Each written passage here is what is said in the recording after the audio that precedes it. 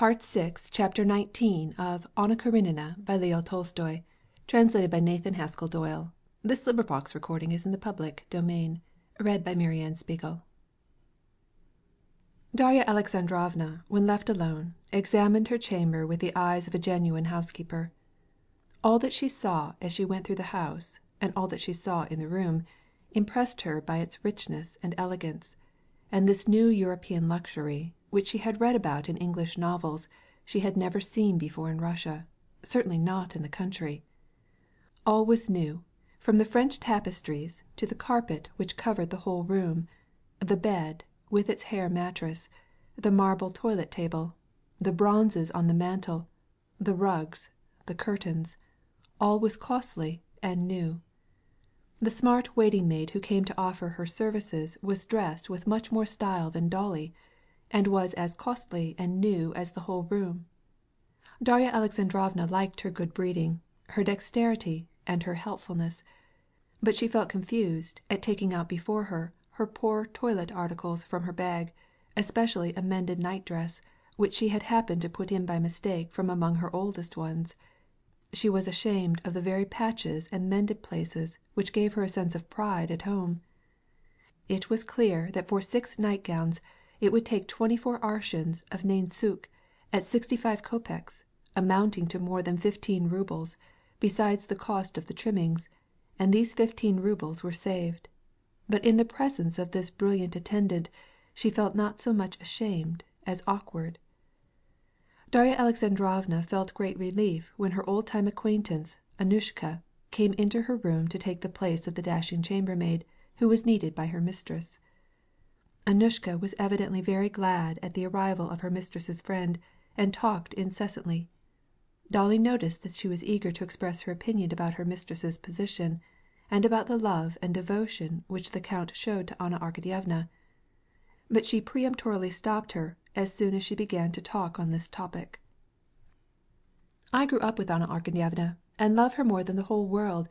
It's not for us to judge her, and she seems to love—" "Please have these washed, if it is possible," said Darya Alexandrovna, interrupting her. "I will do so. We have 2 women especially for the laundry, but the washing is done all by machinery. The count looks out for everything. He is such a husband." Dolly was glad when Anna came in and put an end to the babbling Annushka's confidences. Anna had put on a very simple batiste gown. Dolly noticed particularly this simple gown. She knew what this simplicity meant, and how much money it represented. "An old acquaintance," said Anna to Annushka. Anna was now no longer confused. She was perfectly calm and self-possessed. Dolly saw that she was now entirely free from the impression which her coming had at first produced, and had assumed that superficial tone of indifference which, as it were, closed the door to the expression of real thought and feeling. "Well, and how is your little daughter?" asked Dolly. "Annie?" for so she called her daughter Anna. "Very well. Her health is much better. Should you like to see her? Come, and I'll show her to you. We have had great trouble with her," she went on to relate. "We had an Italian for her nurse. Good, but so stupid. We wanted to send her back, but the little thing is so much attached to her, we still keep her." "But how have you done about—" began Dolly, wishing to ask about the child's name, but, as she saw Anna's countenance grow suddenly dark, she changed the ending of the question. "Have you weaned her?" Anna understood. "That is not what you were going to ask. You were thinking of the child's name, weren't you? This torments Alexey. She has no name. That is, she is a Karenin." And she closed her eyes so that only the lashes were visible. "However," she added, her face suddenly lighting up again, "we will talk about all that. Come, I'll show her to you. Elle est très gentille. She is already beginning to creep." In the nursery there was the same sumptuousness as had struck Darya Alexandrovna throughout the rest of the house, only to an even higher degree. There were baby coaches imported from England, and instruments for teaching children to walk, and a peculiarly arranged divan like a billiard table for creeping. Bath-tubs, swings, all were new, beautiful, solid, of English make, and evidently very costly. The room was large, very high-studded, and light. When they entered, the little girl, with only her shirt on, was seated in an armchair by the table, and was eating her broth and spilling it all over her bosom.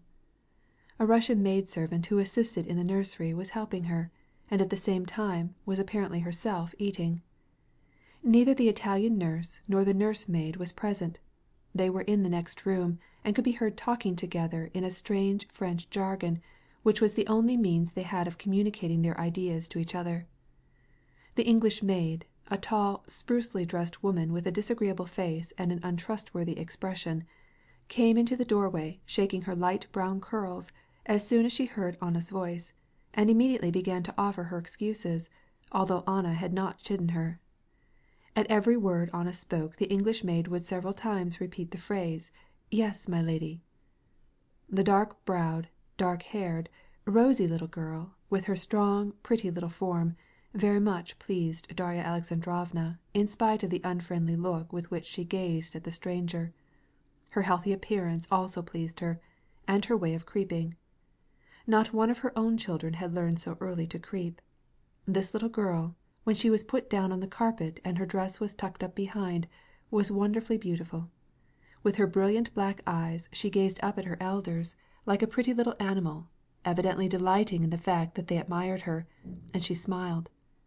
And, putting out her legs sideways, she energetically crept about, now going swiftly backwards, and again darting forward, and clutching things with her little fingers. But the whole atmosphere of the nursery, and especially the English maid, struck Darya Alexandrovna very unpleasantly.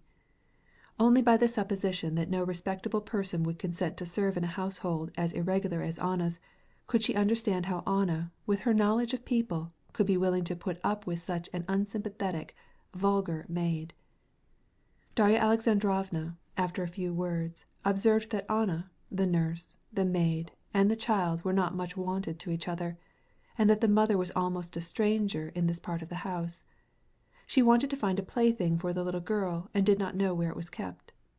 Strangest of all, in answering the question how many teeth the child had, she made a mistake, and did not know anything about the last two. "It is always a grief to me that I am so useless here," said Anna, as they went out, holding up the train of her dress so that it should not catch on any of the toys by the door. "It was not so with my oldest." "I thought, on the contrary," began Dolly timidly. "Oh no, you know that I have seen Serosa again," she said, half shutting her eyes and looking fixedly before her, as if she sought for something far away. "However, we'll talk about that by and by. You can't believe, but I am like a person dying of starvation, who finds a banquet before her, and does not know what to begin with. You and the talk I am going to have with you are this banquet for me. With whom could I speak openly if not with you? I don't know what topic to take up first." "I shall not spare you anything. I must tell you all." "Well, I want to give you a sketch now of the people you will meet here," she began. "First, the Princess Varvara. You know her, and I know your opinion and Stiva's in regard to her.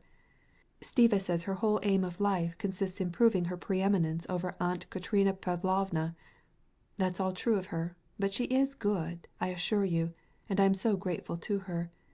At Petersburg there was a time when un chaperon was indispensable. Then she came along just in time. It is really true. She is good. She made my position much easier. I see you don't know how difficult my position was, there in Petersburg," she added. "Here I am very comfortable and happy. But about this afterward. But I must tell you about our guests. Then there's Sviatsky. He is the marshal of the district, and a very clever man, and he needed Alexei for something. You see, with his fortune, now, as we live in the country, Alexei can wield a wide influence. Then Tushkevitch, you have met him. He was at Betsy's, but they sent him off, and he came to visit us. As Alexei says, he is one of those very agreeable men, if one takes him just as he wishes to appear. Et puis il est comme il faut, as the Princess Varvara says. And then Veslovsky, you know him, a very good young fellow," she said, and a mischievous smile curled her lips. "How about that absurd story he told of Levin? Veslovsky told Alexei, and we don't believe it. Il est très gentil et neuf," she added, with the same smile. "I have to entertain all these